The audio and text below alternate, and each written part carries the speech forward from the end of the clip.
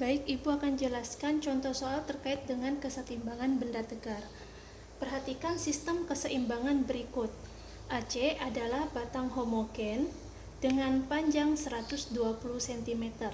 Berarti diketahui panjang batang AC ini 120 cm dan beratnya 22 Newton. Nah, ternyata pada ujung batang itu digantung balok dengan berat 40 Newton. Yang ditanyakan, tentukan tegangan tali BC jika AB 90 cm. Ini 90 cm ya. Nah, kita tulis diketahui. Diketahui yang pertama, ini sudah saya tulis ya. Berat 22 Newton. Berat ini berarti beratnya 22 Newton ini berat dari batang homogen. Saya tulis berat itu kan simbolnya WBT ya. Berat batang itu sama dengan 22 Newton. Terus pada ujung batang digantung balok. Nah, beratnya itu 40 Newton. Berarti berat balok WBA sama dengan 40 Newton. Nah, yang ditanyakan berapakah tegangan tali BC? Tegangan tali itu berarti simbolnya T besar. Nah, sebelum menjawab permasalahan terkait soal kesetimbangan benda tegar, di sini sudah Ibu tuliskan langkah-langkah yang harus dilakukan sebelum ke penyelesaiannya. Yang pertama kita gambar gayanya. Nah, pada soal seperti ini kita gambar gaya-gaya yang bekerja pada benda ini. Nah, di sini kan AC ini merupakan batang homogen. Panjangnya 120, beratnya 22 Newton. Berarti ketika suatu benda yang memiliki massa itu memiliki gaya berat.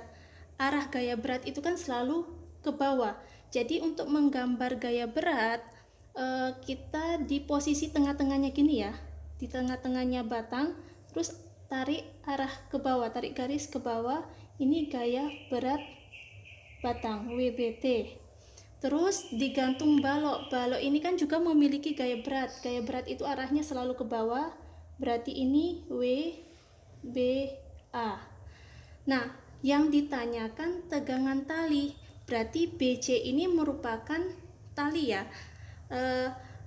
Di kelas 1 kan sudah mempelajari ada beberapa gaya. Ada gaya normal, gaya berat, gaya tegang tali.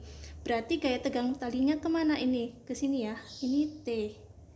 Ini berarti membentuk sudut theta. Nah, setelah menggambar gaya, yang kedua menguraikan gaya yang tidak tegak lurus. Gaya yang tidak tegak lurus, gaya yang mana? Ini ya, gaya tegang tali. Masih ingat di penguraian vektor, jadi gambarnya seperti ini ya. Ini gaya tegang tali, ini kan membentuk sudut. Jadi kita harus menguraikan gaya tegang tali ini ke arah sumbu X. Ini berarti TX, ini TY, untuk mencari gaya yang tegak lurus. Nah, untuk penguraian vektor masih ingat gak? Kalau yang ketika suatu besaran diuraikan ke arah sumbu X sama sumbu Y, berarti kan ada yang menggunakan kosinus, ada yang menggunakan sinus. Ingat saja, kalau ini kan mengapit sudut theta, berarti ini pakai cos. Selain itu berarti sinus. Nah, berarti di sini ada penguraian gaya tegang talinya kan seperti ini. Nah, baru setelah itu sudah tegak lurus ya. TY sin theta ini tegak lurus sama batangnya, batang homogennya. Nah, selanjutnya kita tentukan porosnya. Kita tentukan porosnya, A ini sebagai poros. Nah, barulah kita menentukan berapakah tegangan tali BC. Jawab. Nah, ini kan bendanya dalam posisi setimbang. Kalau dalam posisi setimbang ada dua syarat, sigma F sama dengan 0, kena sigma tau sama dengan 0. Kita gunakan yang sigma tau sama dengan 0. Kenapa? Misal talinya ini saya gunting, saya putus, otomatis kan bendanya ini akan berotasi atau berputar. Nah, setimbang rotasi ini kan mengarah ke sigma tau sama dengan 0. Nah, masuk rumusnya. Tahu momen gaya itu kan rumusnya F dikali R. Gaya dikali jarak atau lengan torsinya dengan syarat tegak lurus. Makanya tadi gaya tegang tali ini saya uraikan dulu agar gayanya itu tegak lurus terhadap batang homogennya. Nah, yang pertama kita tinjau yang WBT.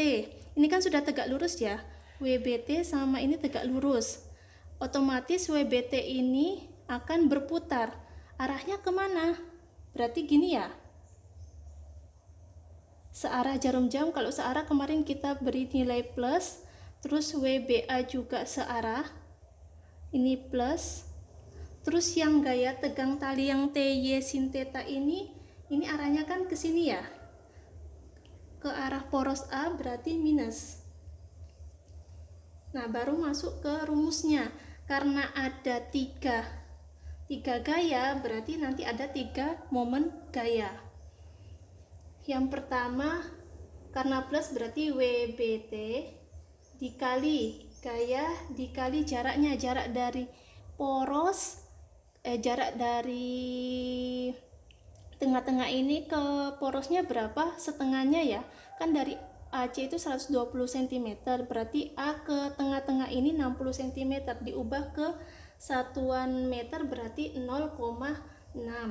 Terus yang ini plus WBA dikali jarak dari C ke porosnya 120 cm, diubah ke meter berarti 1,2.